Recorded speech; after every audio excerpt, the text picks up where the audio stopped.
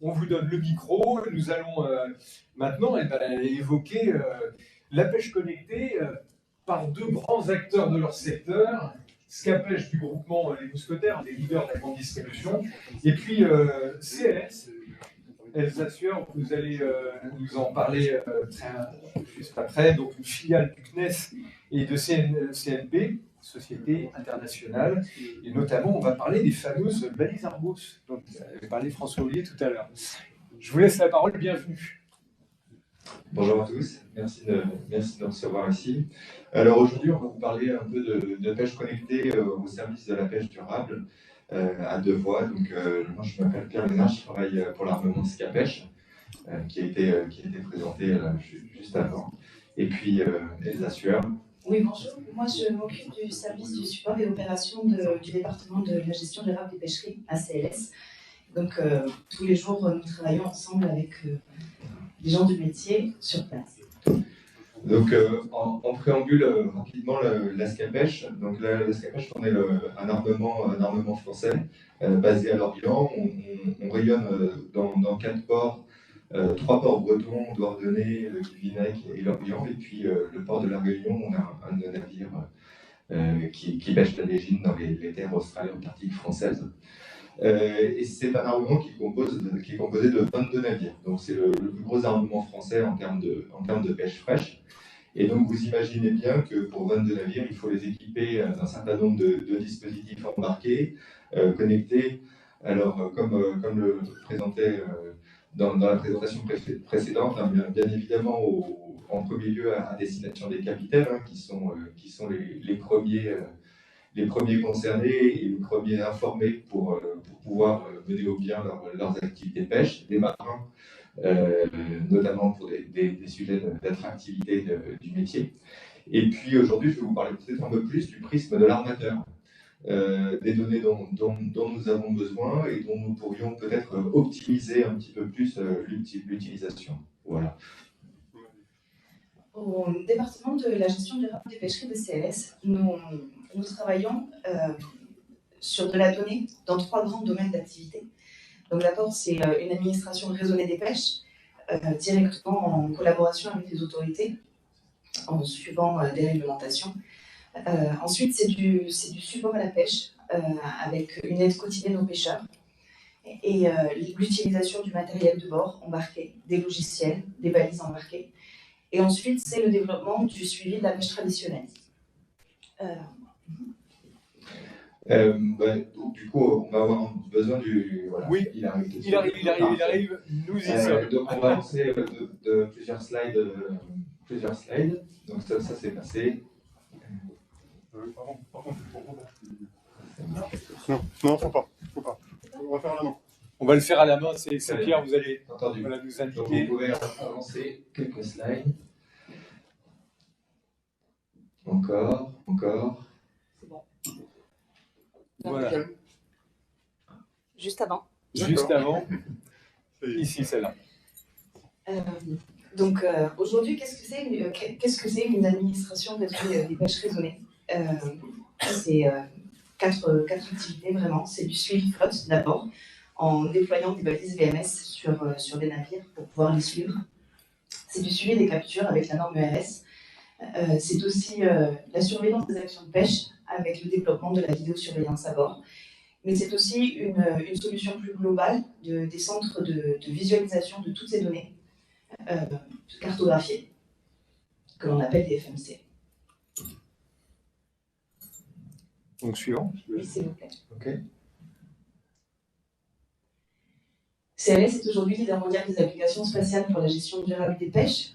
Nous équipons plus de 15 000 navires de pêche dans le monde et plus de 50 pays FMC nous ont fait confiance pour nos centres de visualisation globale des pêches. C'est bon. Next. Okay. Donc le sujet de notre présentation aujourd'hui, c'est de voir dans quelle mesure en fait les engins connectés disponibles sur les bateaux peuvent être mettre au profit de la pêche durable. Et donc de traiter de l'optimisation vraiment des flux d'informations pour 3 objets, hein, une meilleure connaissance des écosystèmes marins, une gestion des pêches mieux informée et une entreprise, enfin les entreprises privées, donc une filière plus résiliente et agile. Alors, je vous avais parlé dans l'introduction de cette présentation du prisme que j'allais prendre pour parler un petit peu de ce sujet, c'est le prisme de l'armateur. Parce que bon, un navire, c'est extrêmement connecté depuis longtemps, parce qu'il y a énormément de dispositifs d'acquisition de données, que ce soit de la détection, du positionnement, de la communication, qui sont utilisés quotidiennement par les capitaines. Mais du point de vue de l'armateur, en fait, les informations qu'on a sur les navires pendant qu'ils sont en mer, jusqu'ici étaient relativement restreintes. On avait le téléphone pour parfois connaître la pêche, le déroulement des opérations, puis le mail, et puis ça s'arrête là, avec quelques systèmes de positionnement. Et une réflexion est venue un petit peu un jour ces dernières années, notamment du fait d'un travail qui avait été entamé par l'interprofession France Filière Pêche sur finalement l'analyse un peu des flux d'informations dans la filière pêche. Et là, vous avez une cartographie de ces flux d'informations. Je vous demanderai juste de regarder en fait le premier étage de ce schéma très complexe et dur à assimiler, qui est juste la boîte qui est réservée aux producteurs, donc aux bateaux de pêche. Et donc on voit qu'un certain nombre de flux d'informations partent de ce maillon de producteurs. Il y a des flux dits réglementaires en orange, et puis il y a des flux qui sont plutôt d'aspects économiques, commerciaux, qui sont en violet ou en vert, qui sont soit avant, soit après la vente. Ce dont on se rend compte aujourd'hui, c'est que la plupart des flux réglementaires, donc qui sont le positionnement des navires via les valises VMS ou les informations issues du journal de pêche électronique, sont à destination des autorités, enfin, d'abord des opérateurs avec qui nous collaborons, puis des autorités, et que finalement ces flux sont relativement peu exploités par les armateurs au service de leur activité. Et que la plupart du temps, en fait, ces flux sont dédoublés par d'autres flux parfois de moins bonne qualité. Je vous donne un exemple.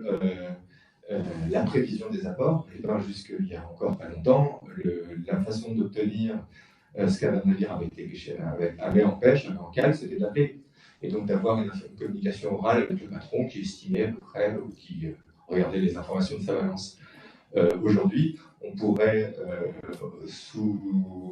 avec un tout petit peu d'optimisation et de visualisation de ces données de logbook, avoir l'information instantanément en fonction de l'avancement de la marée.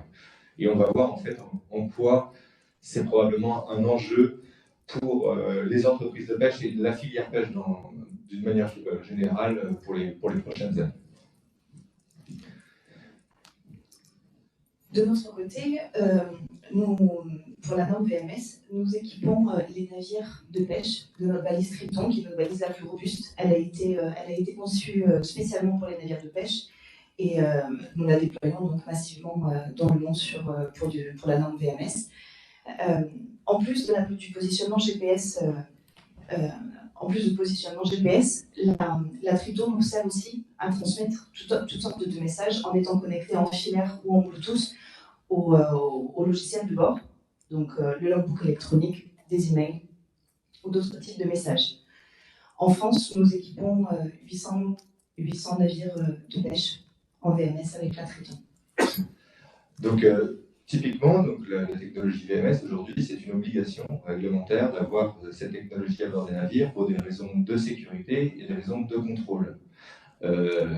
Maintenant, il est très commun d'utiliser ces données VMS à d'autres dessins. Donc là, je vous montre juste l'exploitation de ces données VMS. Donc, comme nous travaillons avec CLS, ce sont nos données, on peut les récupérer et les exploiter à d'autres fins. Et donc là, je vous ai juste mappé la répartition de la flottille de la Scapèche, qui va, vous voyez, du nord Écosse jusque sur les côtes ibériques pendant la saison de thon. Et on voit donc avec les différentes couleurs, les différentes flottilles, une qui va travailler Nord-Écosse, une plutôt mer Celtique, une petite flottille côtière de Bollincheur que vous voyez là, qui travaillent devant l'Ifremer, dans le parc marin viroise. Et puis après, un nuage vert populaire dans le golfe de Gascogne qui représente en fait nos chalutiers pélagiques qui traquent le thon germon et qui vont commencer d'ailleurs à travailler dans quelques semaines. Voilà. On voit une grande couverture territoriale hein, quand même. Absolument. Oui, c'est un peu ce qui fait la marque de fabrique de la Scapèche. On travaille donc à partir de 3 ports bretons, mais on travaille aussi également en base avancée, c'est-à-dire que pour le nuage bleu Nord-Écosse, toutes nos captures sont débarquées en Écosse puis rapatriées par la route. Donc pour la partie réglementaire, les navires de pêche sont aussi dans l'obligation d'envoyer leur rapport de capture quotidiennement aux autorités. CLS travaille avec la DPMA pour développer un logiciel Ictus chez nous qui va suivre un cahier des charges précis, spécifique, qui nous est donné par les autorités. Toute notre chaîne de traitement de ces messages est ensuite testée et validée par les services de la DPMA. 500 navires de pêche aujourd'hui en France saisissent quotidiennement leur rapport de pêche dans l'Ictus et CLS gère un trafic mensuel d'environ 40 000 messages. Tous ces messages sont donc à destination des autorités, mais elles sont bien évidemment la propriété des armateurs aussi. Et nous la mettons à la disposition des armateurs qui le souhaitent pour l'intégration dans leur propre système. Alors ça, c'est une révolution pour le monde de la pêche. Alors, le journal de bord électronique, ça paraît rien, mais en fait, c'est assez récent. Hein. C'est dans la réglementation depuis 2014. Et finalement, c'est pas encore mis en place sur tous les navires. C'est surtout sur les navires de plus de 12 mètres, comme le disait Elsa. Et ça a été vraiment un processus d'apprendre à se servir de ce logiciel. Et aujourd'hui, qu'est-ce qu'on voit? On a des capitaines qui rentrent tout le détail de leur marée quotidiennement dans ce logiciel, que ces données sont transmises pour des raisons de contrôle, des raisons réglementaires à la DPMA, qui les valide, qui les stocke. Et on se rend compte que pour l'entreprise de pêche, en fait, c'est une base de données d'activité et de capture qui est absolument inestimable, qui, sur plusieurs années, permet d'avoir une vision et des analyses de notre activité qu'on n'avait pas jusqu'ici.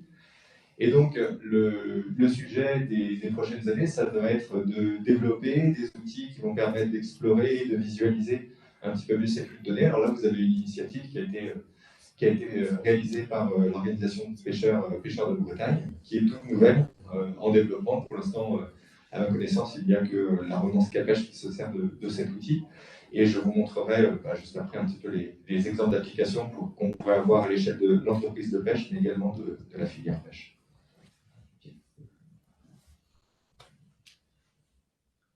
Donc finalement, pour remplacer un petit peu cette présentation sur le secteur de la pêche, avec vraiment le prisme de l'armateur, on se retrouve dans un contexte un peu particulier où finalement le poids de la réglementation, mais pas que, a suréquipé les navires de pêche d'un certain nombre de dispositifs d'acquisition de données, que ce soit le positionnement ou l'activité PMS ou l'activité même du navire et de l'activité de pêche. Donc là, le système, le flux EMS, et notamment on a la troisième version, ERS V3.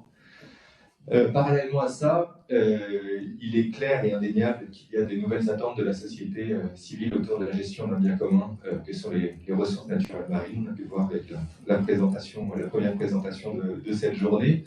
C'est légitime et en même temps, c'est aussi la conséquence logique des différentes crises environnementales et socio-économiques qu'il y a pu avoir dans le monde de la pêche dans ces dernières années. La pêche est probablement des usages les plus anciens en termes maritimes et de ce fait a l'avantage d'avoir connu des problèmes probablement bien avant les autres usagers et d'avoir été contraint, bien évidemment aussi par la réglementation, de progressivement essayer d'estimer tant que se peut son impact environnemental. Et donc aujourd'hui, on est probablement l'usage en mer qui a le plus de recul sur son activité et le plus en capacité d'estimer l'impact environnemental de notre activité. Et ça, c'est extrêmement important, d'autant plus que dans un contexte en fait, de développement de l'économie bleue et de la planification spatiale, où finalement les différents usages peuvent, dans certaines conditions, certains endroits, rentrer en compétition. Et que là, il est extrêmement important de savoir déjà montrer patte blanche en termes d'impact environnemental, mais aussi de pouvoir d'être en capacité de quantifier, de montrer la répartition spatiale, notamment par exemple de son activité. Donc, en fait, on est vraiment à la croisée des chemins avec une activité qui, en fait, de par tous les outils, plus vraiment confidentielle. Le mythe du coin de pêche secret est vraiment désormais révolu. Il suffit d'aller sur Marine Traffic pour savoir où son copain a pêché la veille. Et donc, tant qu'à être très, très connecté, la pêche doit désormais utiliser en fait tous ces outils à son avantage. Alors ça a déjà commencé, on va le voir, notamment pour améliorer nos connaissances des ressources et des écosystèmes. De plus en plus pour améliorer la gestion des pêches, même si encore de nombreux progrès restent à faire. Et les chercheurs de l'IFREMER sont vraiment à nos côtés sur ces sujets pour nous aider. Ou enfin, sur des sujets vraiment plus par rapport à l'entreprise, pour renforcer l'agilité et la résilience des entreprises de la filière. Donc le premier sujet, c'est améliorer nos connaissances des ressources et des écosystèmes. Donc là, je pense véritablement aux données issues des entreprises de pêche. Il faut savoir qu'aujourd'hui, en Europe, on utilise deux flux de données, deux types de données pour pouvoir estimer les stocks halieutiques en Europe. On utilise les campagnes océanographiques, notamment de l'IFREMER, et puis aussi toutes les données de capture des pêcheurs. Et donc toutes ces données de capture sont en fait issues aujourd'hui des données des journaux de pêche électronique. Donc en fait, dans les journaux de pêche électronique, on contribue activement à la connaissance des ressources. Et là, vous avez une application à l'initiative un peu de la profession qui souhaitait rendre en fait ces connaissances disponibles et accessibles au grand public. On parlait de rendre ces données, alors d'une part facilement interprétables et agrégées au sein d'un portail qui s'appelle Stats et Pêche, mais également en données brutes, qui peut faire un peu les deux aspects, donc pouvoir faciliter et améliorer l'analyse de données et pouvoir aussi pouvoir avoir accès à la donnée brute, et on sait bien que c'est une problématique. Le deuxième exemple, c'est la slide suivante, c'est finalement d'améliorer la gestion. Je vous donnais tout à l'heure l'exemple des données VMS, donc de la répartition spatiale. On sait qu'aujourd'hui, dans un contexte de gestion spatiale, de planification, ces données sont extrêmement sensibles pour pouvoir revendiquer, légitimer des zones. Et aujourd'hui sont de plus en plus utilisées par la profession pour défendre ses intérêts dans le cadre de cette planification spatiale. Voilà. Et donc là, ces deux premiers usages, on voit qu'on commence du coup finalement à utiliser les données issues des navires de pêche pour pouvoir investir des champs de la pêche durable, c'est-à-dire la meilleure connaissance de leurs ressources, une meilleure gestion des activités.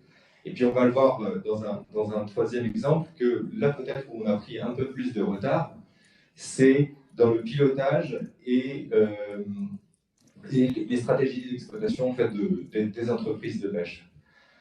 Je reviens sur ces données du journal de pêche électronique. Aujourd'hui, donc, et l'initiative qui a été portée par Pêcheurs de Bretagne pour nous aider à avoir finalement un portail qui permet de mieux analyser nos données. Aujourd'hui, on est en capacité de voir sur toute notre flotte en temps réel ce qu'il y a en cale, de pouvoir donc, du coup, anticiper des pics de production ou au contraire des absences de production. On ne l'a pas encore évoqué, mais donc la société Scapèche est intégrée au groupe Intermarché qui a intégré verticalement la filière, c'est-à-dire que nous sommes un groupe qui est producteur commerçant, qui en même temps dispose de bateaux de pêche, d'entreprises qui achètent cette matière première, la transforment et la revendre, donc des marailleurs, des négoces, sous la forme de l'entreprise Capitaine Watt, ou encore qui distribuent ces poissons, qui les vendent et donc ça, c'est les intermarchés. Et donc le fait d'avoir ces données de production en temps réel, soit sur 24 heures, soit disponibles sur nos bateaux, ça nous permet véritablement d'être dans le sujet de la prévision des apports.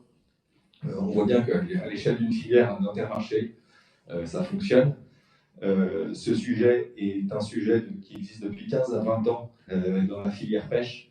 Ce sujet de prévision des apports qui a été régulièrement amené sur la table, avec souvent des problématiques techniques de contraintes de gestion des flux, des problématiques aussi logistiques. En fait, le poisson actuellement passe par les criées, il y en a 36 sur le territoire, avec des normes différentes, des systèmes d'exploitation différents, ce qui rendait probablement un petit peu compliqué ces agrégations de prévision d'apport. Aujourd'hui, avec les navires qui sont équipés de journaux de bord électroniques, ça ne devrait plus être des problématiques techniques. Voilà. Donc demain, l'utilisation de ces données, pour nous, c'est une meilleure gestion des quotas, une revisite, ou en tout cas une analyse plus précise de nos stratégies d'exploitation, de la prévision d'apport, et puis même du soutien à la documentation. Dans le cadre notamment du Brexit, on a eu un effort administratif qui a relativement littéralement explosé, et tous ces portails en fait, nous permettent de pré-remplir de la documentation et de faciliter, d'automatiser ce travail. Voilà.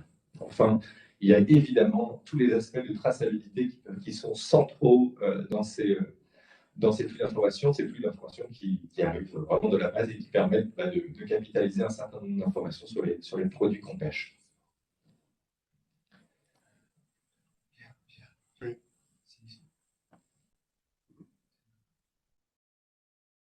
Voilà, donc en guise de conclusion, juste quelques réflexions un petit peu sur l'optimisation de ces données. Donc vraiment, voir l'enjeu de l'utilisation et de la mise à disposition des flux de données réglementaires. Aujourd'hui, c'est vraiment quelque chose qui est nécessaire pour les armements, mais plus généralement pour la filière pêche. La question de la confidentialité des données ne peut pas être, bien sûr, éludée de cette question-là. Et vraiment, ce qui probablement n'a pas encore été du tout assez traité jusqu'à présent, c'est comment intégrer ces données, comment alors, forcément les rendre confidentielles, mais aujourd'hui, on a assez peu de réflexion sur ces données qui sont des données privées. Et je vais vous donner par exemple l'exemple du site Marine Traffic, qui a vraiment révolutionné un petit peu la pêche, la façon de voir ses concurrents, etc. Donc, je donnais l'exemple au début de cette présentation des coins de pêche, des coins de pêche secrets qui finalement n'existent plus. Ça paraît assez trivial, effectivement, quand on voit une carte avec tous ces concurrents et où est-ce qu'ils sont. On peut relativement faire des conjectures très rapides entre les quantités qu'ils ramènent et les zones sur lesquelles ils émettent.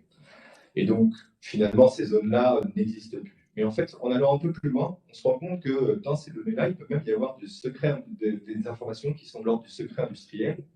Et les transmettre, ça peut être un problème en termes de concurrence. Je vous donne un exemple. Sur notre flottille de Bolincheur, donc de parc naturel Marne-des-Rois, c'est des petits bateaux qui ont 16 mètres et qui, chaque nuit, partent chasser la sardine. Et donc, ils cherchent des bancs de sardines. Et puis après, l'objectif avec la Bolinche, c'est avec des moyens de détection très, très, très perfectionnés, de cibler ces bancs de sardines et puis de tourner autour avec un filet pour les encercler et puis les récupérer. Aujourd'hui, en fait, cette activité, c'est une activité qui se pratique en meute. Ils sont à peu près une vingtaine de bateaux sur la pêcherie. C'est une très grande compétition tous les soirs, celui qui va ramener finalement le plus de sardines, de trouver le coin, se détacher finalement du reste. Et un des paramètres qui renforce la performance du pêcheur, et bien en fait, ça va être sa connaissance du comportement de la sardine. Et donc, en fonction du type de sardine, du lieu où il se place, de la marée, du courant, savoir dans quelle sens, il va tourner autour du banc de sardine. Que ce soit dans le sens des aiguilles d'une montre ou dans le sens inverse. Et bien, en fait, ça va avoir un impact énorme sur sa pêche. Aujourd'hui, ces informations, qui sont de l'ordre finalement du secret, elles sont disponibles sur Marine Traffic. Voilà. Donc, probablement qu'il y a encore une réflexion à avoir un peu sur ces données qui sont produites, qui les possède et un peu comment elles peuvent être restituées de façon transparente, sans distorsion de concurrence au grand public. Voilà. Et puis bien évidemment, jusqu'ici, c'était quelque chose qui questionnait beaucoup au sein de la filière, notamment dans le cadre de la prévision des apports et de la confidentialité de ces données. Voilà. Donc, on n'a pas pu vraiment l'aborder dans cette présentation, mais vraiment l'aspect d'intégration de ces données privées à la gestion est fondamental, et donc il y a énormément de questions éthiques qu'on doit se poser. Donc, vous l'avez compris, l'objectif, in fine, c'est de réfléchir vraiment à optimiser ces flux d'informations dans la filière. Et ça nécessitera, comme on a pu le voir, le développement d'outils de visualisation et d'analyse big data au service des gestionnaires et des entreprises de pêche. On en est au début. Je pense que certaines entreprises le savent déjà, et il va y avoir un certain nombre de produits qui vont arriver sur le marché dans les années à venir. Et surtout, ne pas oublier, avec tous ces nouveaux dispositifs, le besoin et l'accompagnement nécessaire des navigants. En fait, on se rend compte qu'actuellement, on demande aux patrons de pêche quasiment l'impossible. C'est des gens qui sont à la base des chasseurs, à la recherche de poissons, mais qui pour autant doivent gérer un équipage de 1 à 15 personnes en ce qui nous concerne, être des experts en détection, en positionnement satellite, en conduite de navire. Et demain, voilà, de rajouter encore plus d'équipements à bord, ça nécessitera véritablement une meilleure formation et un accompagnement des navigants à cet égard. Voilà. Excellent. Peut-être Elsa, un mot? Je pense que le travail qu'on fait en ce moment avec la SCAPES, puisque la SCAPES vous a présenté aujourd'hui, va vraiment dans le sens du travail qu'on fait chez nous à CLS. Effectivement, en travaillant bien sûr sur le réglementaire avec les autorités, mais toujours dans l'accompagnement des armateurs et des pêcheurs pour une amélioration des techniques de pêche, plus pour une pêche pérenne et plus de traçabilité. Bien, sur ce point précis qu'aujourd'hui le marin et le navigateur et l'armateur deviennent des gestionnaires très pointus au niveau technologique. Avant, ils avaient à connaître la mer, les poissons. Aujourd'hui, il faut aussi connaître les nouvelles technologies. Bel éclairage. Merci à tous les deux, Pierre Linhart et Elsa Sieur.